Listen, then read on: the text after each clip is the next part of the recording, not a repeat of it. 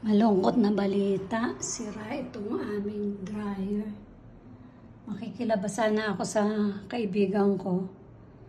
Pero naisip ko, hindi naman sira ang washing machine. Dito na nga ako maglaba.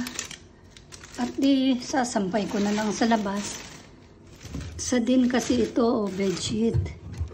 Gusto ko sanang maibalik agad sa aking kama.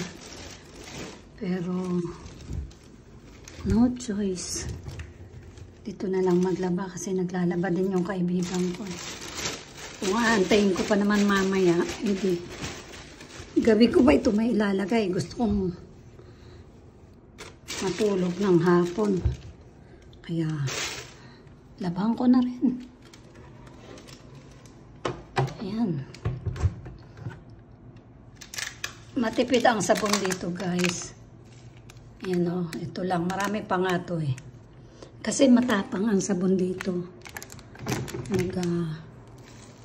Puro talaga, walang dami. Tingnan nyo ko, konti-konti yung nilagay ko. Tapos, i-off muna natin. Pag damit ko lang, dyan lang ako naglalagay sa Rapid. 15 minutes lang. Kasi, isang suot ko lang naman siya. Tapos, napakanipis. Ito, dahil ito ay, hindi ko pa pala siya naisaksak. Ay naman. Off muna ulit. Nakalimutang i-plug. I-plug mo muna, Mami Weng. Ayun naman. Tapos, check natin kung totally locked. Saka natin i-on. Pag ito, 15 minutes. Pero ito may bedsheet siya. Sobrang nipis. Tama na rin yung 15 minutes ay. Oh.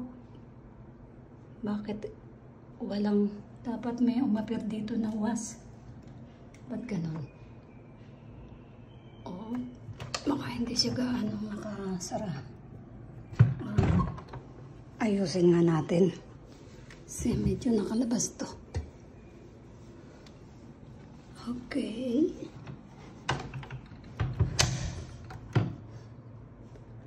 Lagay natin sa Rapid. Ayun, meron na. Nagbi-blink na yung was. Kaya dito na tayo sa start. Oh, mag-start ka na. Minsan itutulak ko pa to dito. Uy. Oh, ayan na siya. Naglalaba na siya. Lalagay na siya ng tubig. Ito ang gusto kong bilhin sa Pinas. Kahit washing machine lang na ganito, automatic. Huwag na yung dryer kasi pwede namang magsampay sa Pinas. Palaging mahangin. Pero itong washing machine talaga, necessity na to sa ngayon. Lalo na kung may trabaho o kaya may inaalaga ang mga bata. Kasi habang naglalaba, may nagagawa pang ibang trabaho. Okay, yan na siya. Sasampay ko na lang siya mamaya doon sa labas ng bintahan ni Lola. Mga 1 hour lang tuyo na yan. Sobrang init ngayon. O siya, sige, washing machine, bye-bye muna. Maglaba ka muna dyan. Yung kay Lola, hindi ko pa napapalitan. Pinakamura yata ang ganitong washing machine sa Pinas ay mga 20,000. Pero yung magandang klase talaga, mga 50K. Naman, sayang naman kung bibili ng 50K ng washing machine. Eh, masisipag naman silang maglaba. Sa kamay pa nga ang iba.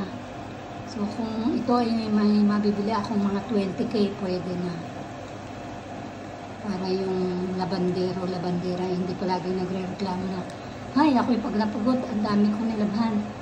Ay, dito sa Israel talaga yun. Talagang hindi ako nagkukusot maliban sa mga undies. Siyempre, yung mga underwears na mga maninipis. Saka delikado yung mga tela noon. Oh, yan lang at wash day ako ngayon.